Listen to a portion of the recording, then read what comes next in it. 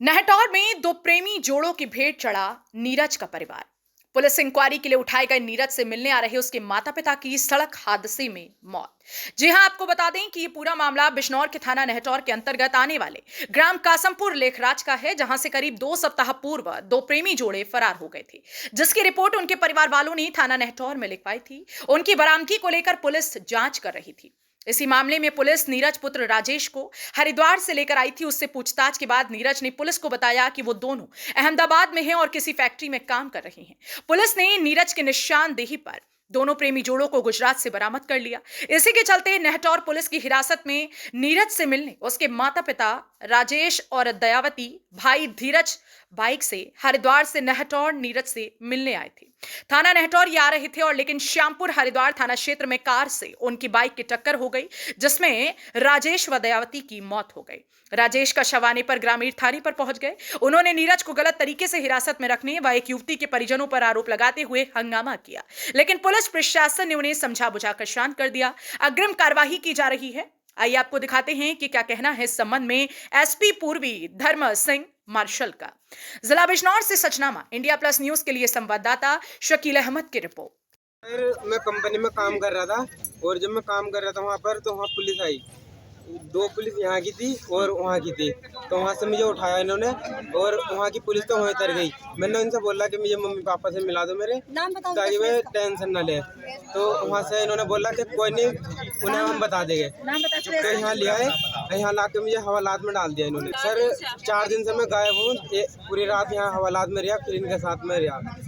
और मैंने इन्हें बहुत बार बोला कि मेरी मम्मी पापा से बात करा दो, टेंशन ले रहे हो। सर, जब मुझे यहाँ पे इन्होंने डाल दिया ना, तब इन्होंने मेरी एक बात कराई। जब मैंने अपने भाई से बात करी, पहले मम्मी को नमस्ते कही, मम्मी टेंशन में थी। भाई ने फ़ोन छीना, भाई ने बात करी। भाई बोल रहा है तो टेंशन ना ले, मैं बस अभी पहुंच रहा हूँ वहाँ। अब हरिद्वार में थे, वहाँ से वो होपलेस था मेरा भाई। वहाँ से वे निकले और उनका एक्सीडेंट हो गया। और जो सुरेश था, उसने मुझे मारने की धमकी दी। उसने बोला कि अगर वे लड़के ना मिले ना जो भागे थे, तो तू, तेरा खानदान, तेरा परिवार सब मारा जाएगा, सबको मारूंगा। उसने बोला कि मेरे जो बाबा था ना, जो मेरा बाबा था, वो कसाई को गोली मारी थी उसने। अब तू देख ले, मैं भी उसका ही लौंडा हूँ। अब तू देख ले मैं क्या कर सकता हूँ।